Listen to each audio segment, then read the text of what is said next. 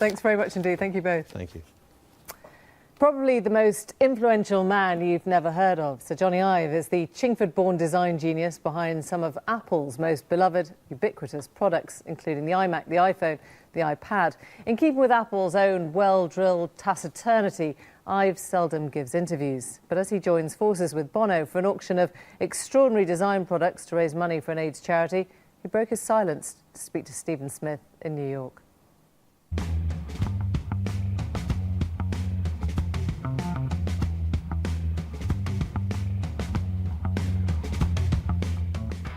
Design doesn't get any more rarefied and bespoke than this. 43 one-off pieces specially commissioned for an auction in New York. The famous face of the sale is the singer Bono, but Apple's design supremo Sir Johnny Ive is the man sweating over the nuts and bolts, though you'd be hard-pressed to find anything so lumpy as a nut or a bolt here. I think what's interesting about these things is they're so purposeful. And there's incredible beauty consequent of just how focused and purposeful they are. And many of the things you don't know, who designed them, you don't know their biography, but you see what they do, and they do it so beautifully. A private view of the lots before their auction tomorrow for Bono's Product Red charity, which raises money to tackle AIDS, malaria and TB in Africa. This is a little tune I actually just wrote earlier on it. Strangers in the night, exchanging glances, lovers at first sight. Don't give up the day job. Oh, hang on. This Steinway's up for grabs. It has some red customising under the bonnet. The U2 frontman has succeeded in coaxing Apple's Chingford-born design guru into the limelight. For example, the metalwork's nickel-plated instead of the usual brass, so you can see all of the hinges. Which rather goes against the grain. I was invited into, the Holy of the Holies, the Apple lab, and Johnny was explaining there's very deep security, and if you're going in here, you got to get ready. I was thinking, okay, and I thought I was going to see I've been trusted to see all the new Apple products. Which I hope you're going to tell me about. And I walked in, these guys won't, will they? No, they had them all covered, which is quite upsetting. And all I could see was just desks everywhere with these kind of grey, kind of dull, sort of metal grey cloths, everything. So as well as being hurt, I was kind of like, that's a very dull grey. Despite Apple's Trappist approach to previewing its goodies, Ive was willing to discuss this computer. Spoiler alert, it's not out yet. This is a Mac Pro that's just been launched, and it's like a number of the pieces here. It's made from aluminium, but yeah, we experimented with anodizing it in the red. The product that's actually going to ship from Apple will be in a dark grey. So this is the only one in the world. What if there's a huge wave of demand and lots of people would like reds? It's just too bad, is it? There's just one. Right. The approach we took here was just to have essentially CPUs, so just the actual, the computing brain, and make that as fast as possible. But the cooling system actually means that it runs very quietly. Is it inspired by a wine cooler? Because it does look a little like a very sophisticated one, doesn't it? What I think is more interesting is the inside.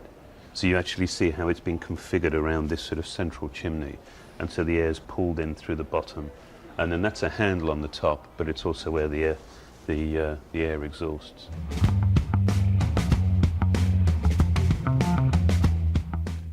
Australian Mark Newson, Ive's fellow designer, has co-curated this miscellany, including a one-off Leica camera, which they modelled 500 times before they were happy.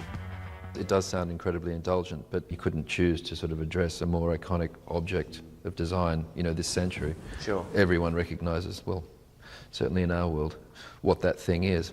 And they still recognise it even after we've designed it, which is good. Is there a point at which this fanatical attention to detail shades into something like OCD? We put that amount of care into something, not for ourselves. It's because we're making something for somebody else. And I think there's tremendous humanity in that. I think as part of the human condition that we sense when people care. And I think actually we probably sense more when people don't care. And the majority of our manufactured environment testifies to people actually not really caring about us. Space, in fact and fiction, has been a major influence on Apple's lead designer. No wonder he's included a space shuttle in the auction. Not a whole one. This is a window. And also, I think the shape is just extraordinary as well. Do you think design and engineering gets the credit it deserves? Does government give it enough attention? Is enough time spent on it at school and university? Are we encouraging people to be good at what you guys are exemplars of?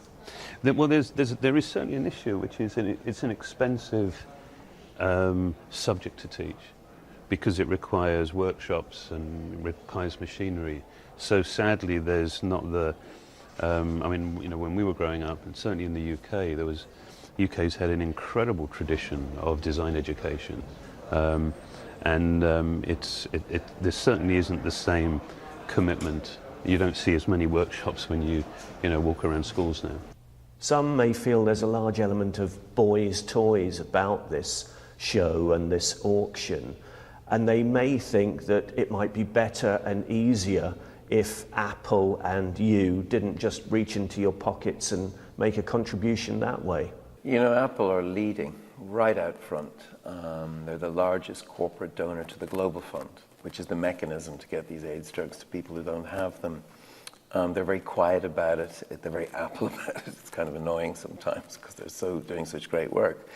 Again, I just say to you, this is quite a sly political tool.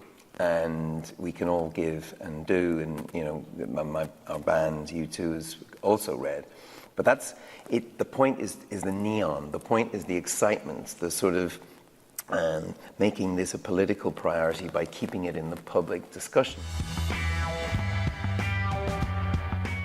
There's still time to get your bids in, though a Russian oligarch is said to be determined to snap up the old Soyuz spacesuit. Steve Smith.